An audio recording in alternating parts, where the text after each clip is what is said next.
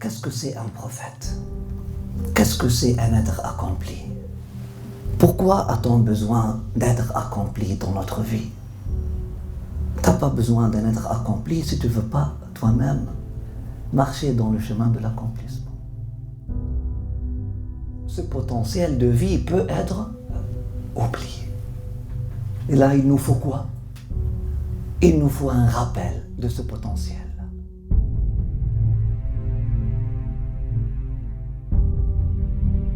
La naissance du prophète sallallahu alayhi wa sallam n'est pas n'importe quelle naissance. Son pèlerinage, sa prière, sa prosternation, son mariage n'ont pas été juste des épisodes. Donc, il faut étudier la vie du prophète sallallahu alayhi wa sallam afin de comprendre le vrai sens de la vie. Là, on comprend que c'est une vie qui n'est pas comme les autres vies. C'est un être qui a donné sens au verbe être.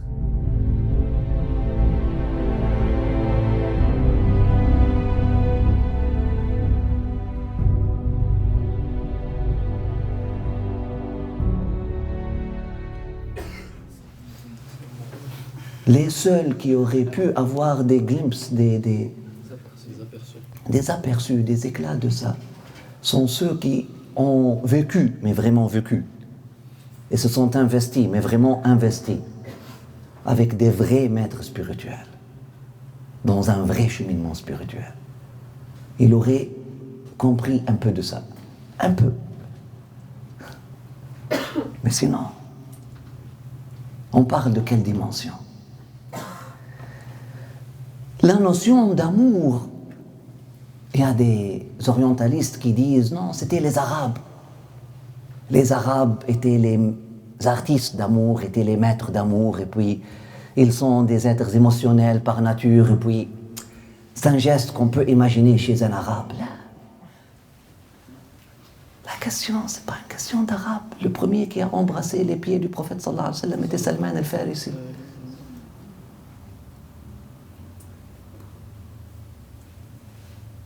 C'est pas une question d'arabe ou persan ou européen. La preuve en est Suhayl ben Amr. Suhayl ben Amr, lorsqu'il était dans le shirk, lorsqu'il était dans la mécréance, lorsqu'il était dans l'armée ennemie du prophète sallallahu alayhi wa sallam. Et là, lorsque le prophète sallallahu alayhi wa sallam, par bienveillance, a demandé à ses ennemis, alors qu'il était à quelques mètres de chez eux, alors qu'il aurait pu les écraser en une nuit, il leur a demandé une trêve de paix.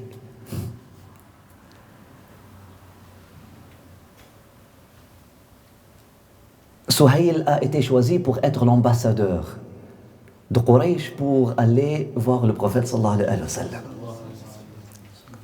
Et là, il est rentré. Il décrit qu'est-ce qu'il a vu. Il est rentré, il voit les gens.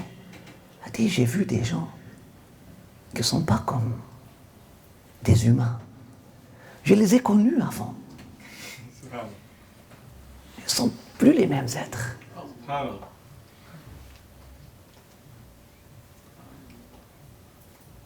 J'ai vu des gens que lorsque leurs compagnons, il parle du prophète sallallahu alayhi wa sallam,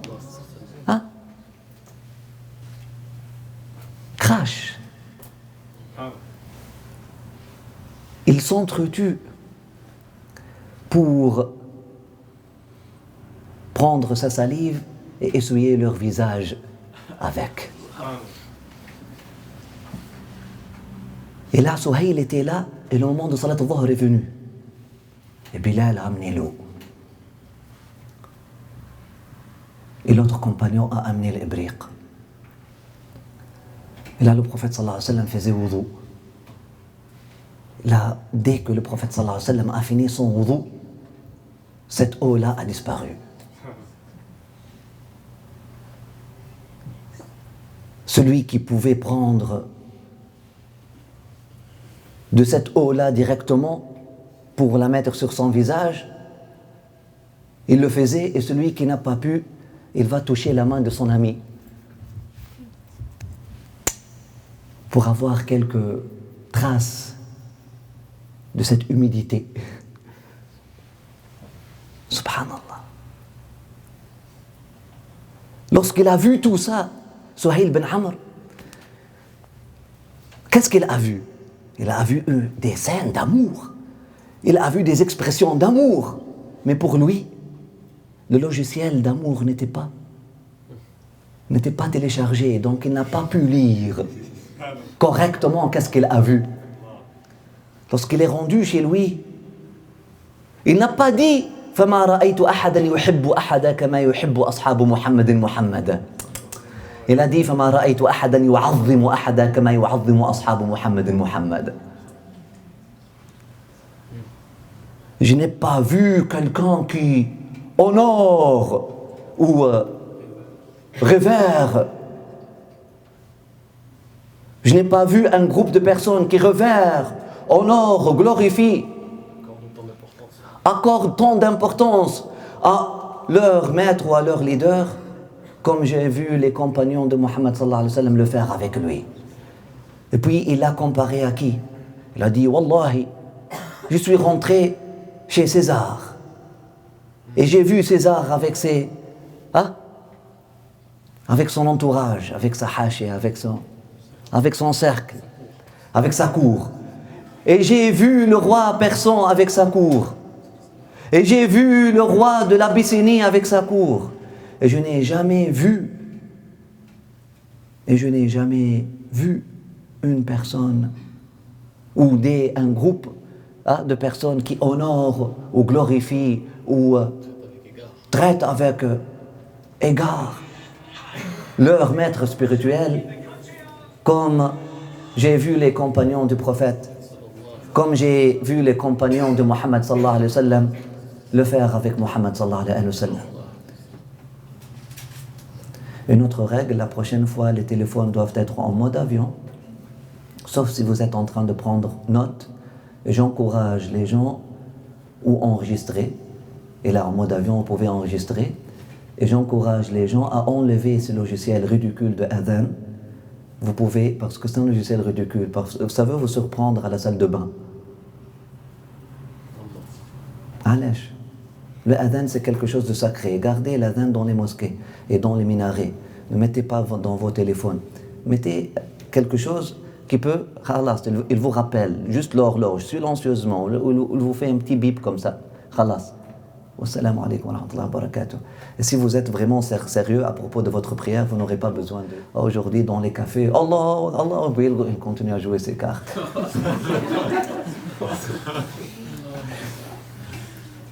Allez, c'est de la musique, hein, s'il vous plaît. On veut avoir une concertation, une concentration, on veut avoir une concertation d'énergie, on veut avoir une synchronisation d'énergie. On veut vraiment s'imprégner de la sira du prophète sallallahu alayhi wa sallam. S'il vous plaît, fermez vos téléphones. Si vous voulez enregistrer ou filmer, libre à vous, marhaba. Mais autre que ça, s'il vous plaît, mettez les téléphones sous mode silencieux. Jazakumullahu khayran. Donc Suhayl bin Amr n'a pas vu ça comme amour. Parce que chez eux, ça n'existe même pas. Vous comprenez? Les compagnons ont pu comprendre ou ont téléchargé le logiciel amour lorsqu'ils ont accepté Mohammed sallallahu alayhi wa sallam comme guide. C'était pas une nature, c'était pas une prédisposition des Arabes comme certains disent ou quelque chose comme ça, non. La preuve en est, Suhayl n'a pas dit aimer, il n'a pas pu comprendre ça comme amour. Il a vu ça comme honorer un roi. Mais subhanallah, ce même Suhayl bin Amr, 2 ans après, la lumière a su pénétrer dans son cœur. Il a su se laisser façonner. Il a su laisser ouvrir les portes de son cœur et s'ouvrir à cette lumière-là. Il a su recevoir et accepter. Et là, durant le hajj de Rasulullah sallallahu alayhi wa sallam, le pèlerinage du prophète sallallahu alayhi wa sallam, quelques jours avant sa mort, alayhi wa sallam, quelques mois. Le dernier hajj du prophète sallallahu alayhi wa sallam. De l'hajj. Après ça, il avait Muharram, Safar, vers la fin de Safar. Le prophète sallallahu alayhi wa sallam, il est malade. Après ça, Rabi' al-Awwal, il est décédé. Donc vraiment quelques jours, soixantaine de jours ou quelque chose comme ça. Le prophète sallallahu alayhi wa sallam se faisait raser les cheveux après le hajj. Et là, le prophète sallallahu alayhi wa sallam, voulant laisser un cadeau d'adieu pour sa communauté, il demande à son coiffeur de quoi faire. Donner la moitié des cheveux aux hommes et l'autre moitié aux femmes. Il se comprenait. Si je fais ça avec vous, vous allez qu'il se prend pour qui? Ses cheveux. Peut-être il me donne son châle vert, il est beau, je peux le porter, sa jubba, son turban, son parfum. Je donne un cheveu. Qui donne un cheveu à qui et qui prendra un cheveu de qui?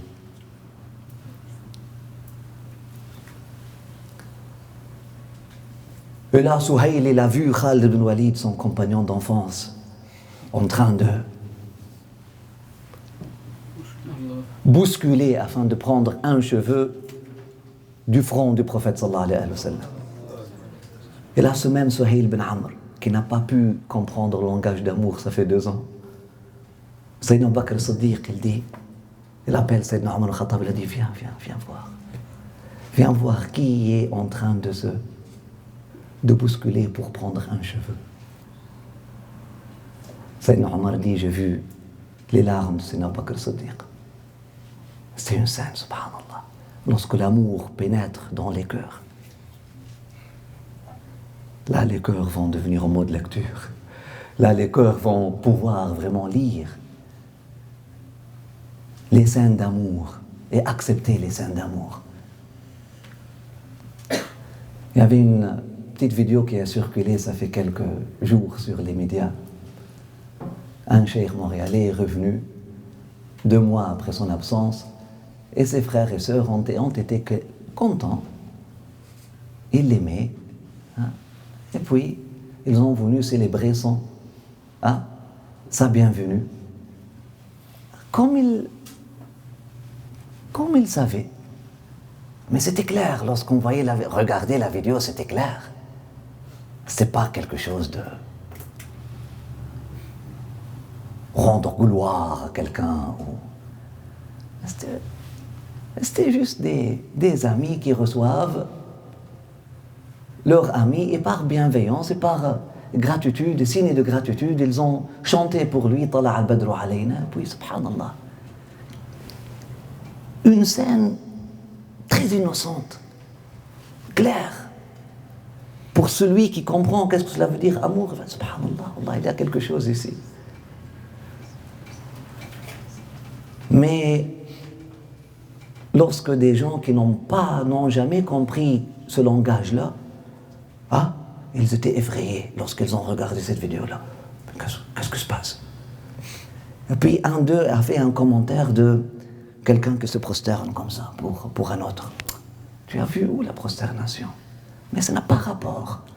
C'est exactement Souhaïl ibn Amr, lorsqu'il a vu l'amour, il a traduit en révérence et glorification.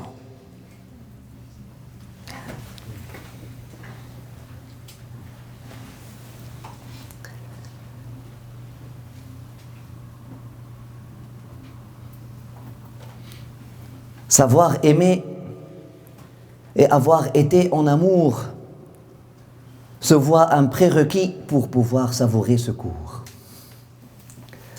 Savoir aimer et avoir été en amour se voit un prérequis pour pouvoir savourer ce cours, mes chers frères et sœurs. Il y avait un cheikh égyptien et puis un élève est venu مولانا قال له لبيك مرحبا. قال له أنا حابب أخذ البيعة. Je veux devenir ton disciple, je veux cheminer spirituellement, je veux que tu deviennes mon guide spirituel. قال له هو أنت حبيت قبل كده؟ Est-ce que tu as aimé avant ça? Il dit معاذ الله مولانا. أنا والله يعني. قال له أنت حبيت قبل كده؟ Est-ce que tu as aimé avant ça? Est-ce que tu as vécu une expérience d'amour avant ça? Il dit l'autre لا أبدا استغفر الله مولانا. Comment ça? Hein? Alors le cheikh lui a dit donc je ne peux pas te donner la tariq. Je ne peux pas t'accepter comme un. Je ne peux pas t'accepter comme un disciple. Il faut pouvoir, il faut savoir aimer afin d'apprécier cette voie spirituelle, parce que c'est une voie d'amour. Cette connaissance de l'amour dans sa vraie dimension n'était pas connue, comme on l'a dit, par les gens de Jahiliya. L'amour était une coupe que le prophète sallallahu alayhi wa sallam a servi à ses compagnons lorsqu'ils ont accepté son message. On verra pour eux que c'était une découverte bouleversante qui a transformé leur existence à jamais. Une découverte ou une redécouverte de ce potentiel dormant en eux, le potentiel de pouvoir aimer et savoir aimer.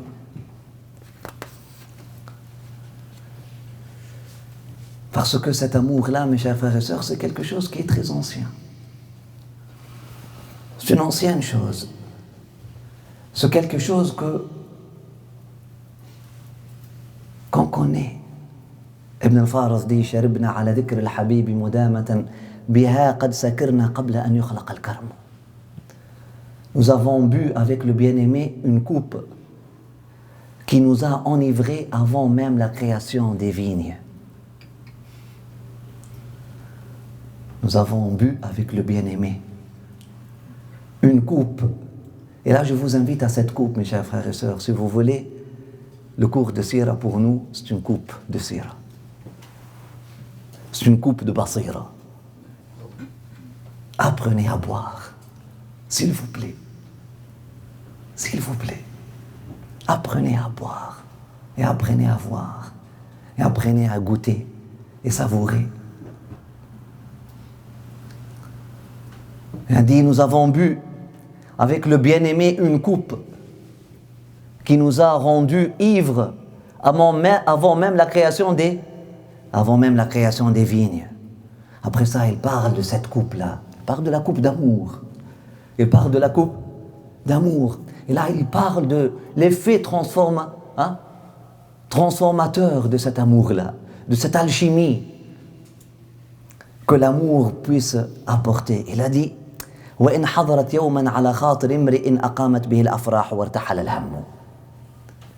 Et si cette coupe-là puisse être imaginée par une personne un jour, il va avoir la joie de vivre pour du vrai et oublier sa tristesse.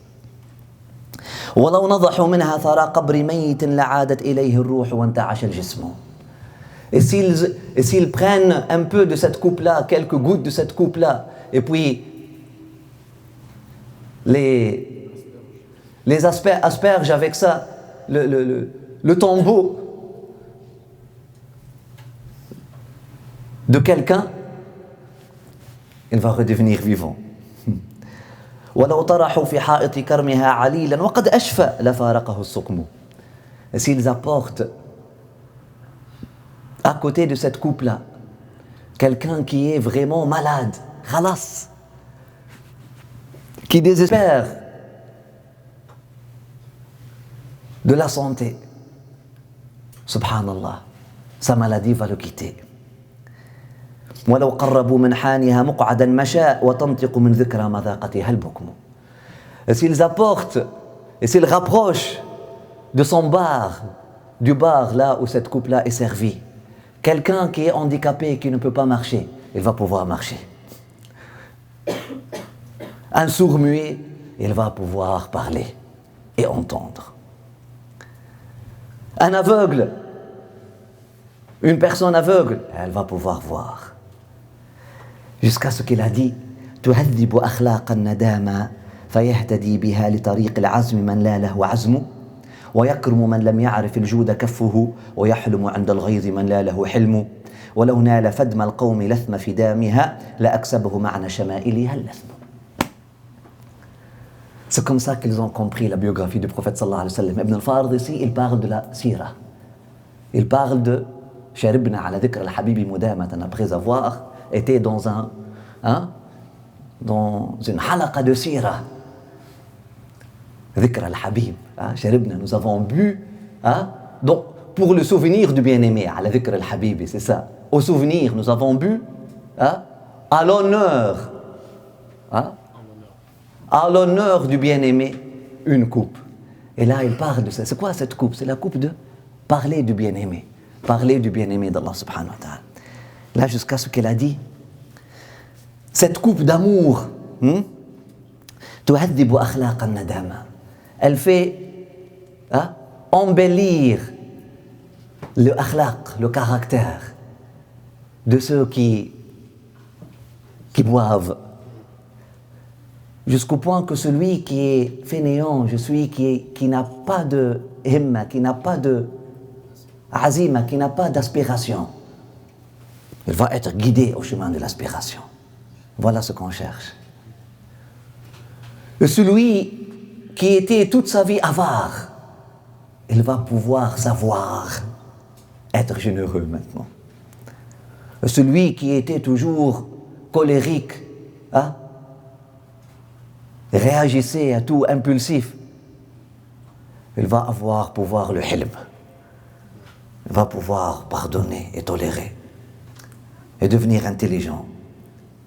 Et si le plus médiocre, le moins intelligent des hommes puisse embrasser la couverture de la coupe, on ne parle pas de la coupe, on parle de la couverture de la coupe, le couvercle. Et si la personne la moins intelligente effleure avec ses lèvres le couvercle de la coupe, il n'a même pas bu encore, juste le couvercle de la coupe, subhanallah, il a dit, il va avoir accès au sens de ses qualités, au secret de sa qualité. Voilà, mes chers frères et sœurs, l'effet de l'amour. Et pourquoi on doit enraciner l'amour. Et pourquoi on doit redécouvrir cette notion en nous. Et pourquoi on doit travailler pour réveiller ce potentiel en nous. Une alchimie qui a fait des compagnons des vrais porteurs de cet art de transformation des êtres.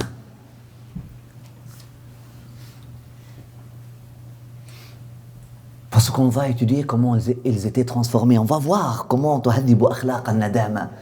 On va voir celui qui était une personne impulsive, comment il est devenu. On va voir Omar avant l'islam et Omar après l'islam.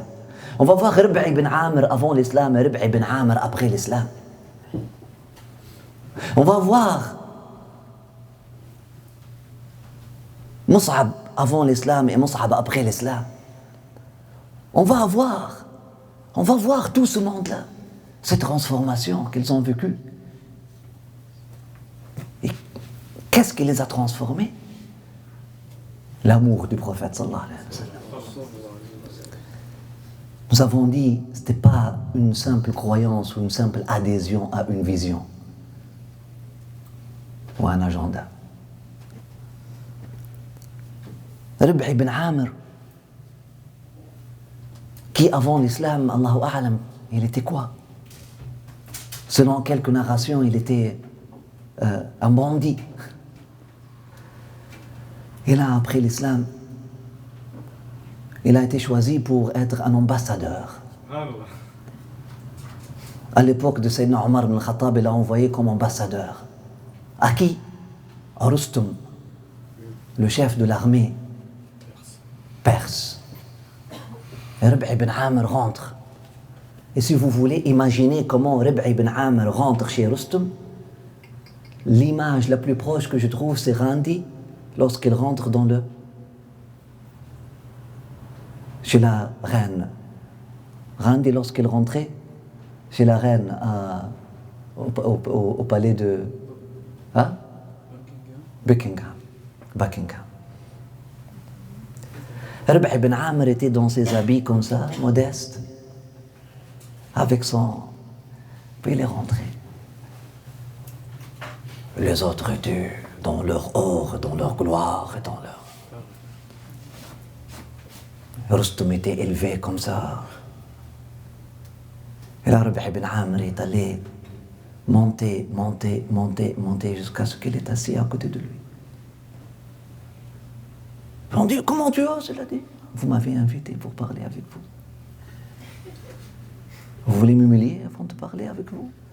Rustum a dit, non, laisse-le. Il a dit, pourquoi vous êtes venu? Il a dit, je suis venu pour toi, ya Rustum, et pour ton peuple. Nous sommes des humains qu'Allah subhanahu wa ta'ala nous a fait sortir ou nous a fait ressusciter.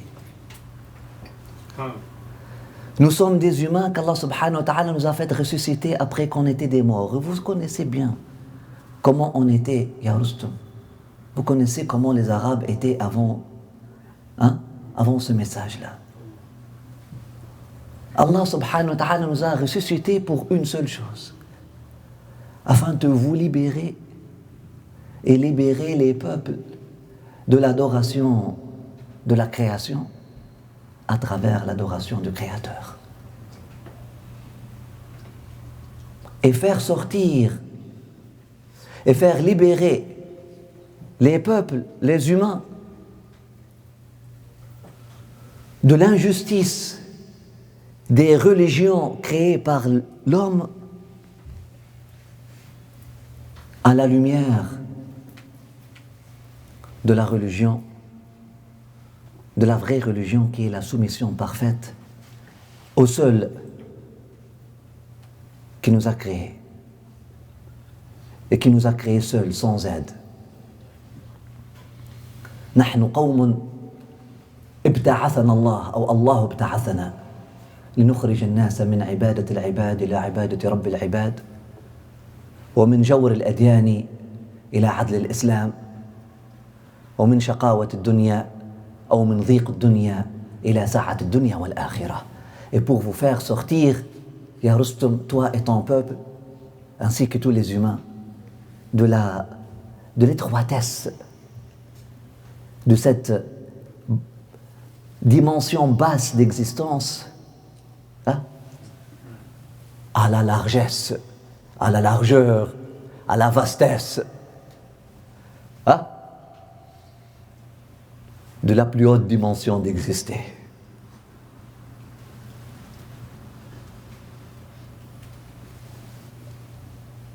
Un message de quoi? Un message d'amour. Rustum n'était plus le même Rustum après cette rencontre-là. Dans le livre de Sira, ils disent que Rustum a pleuré après avoir entendu ça. Il dit, il avait raison.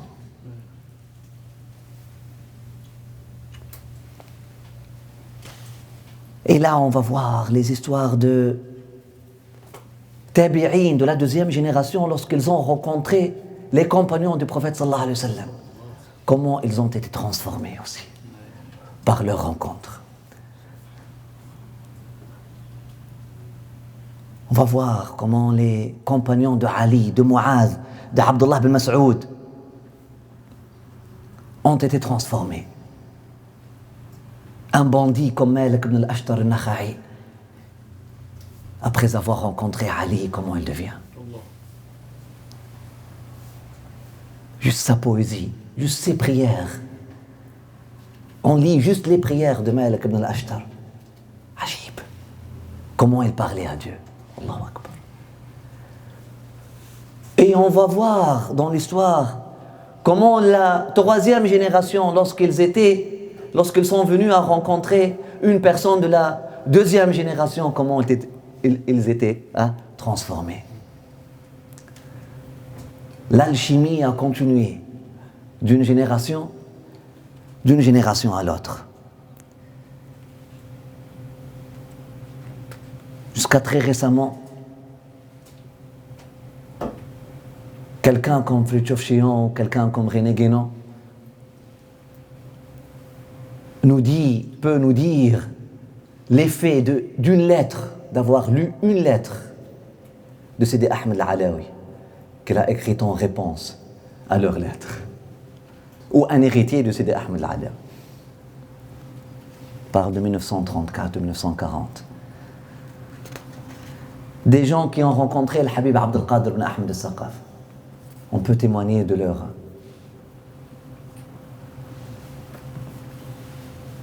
héritage. Et subhanallah,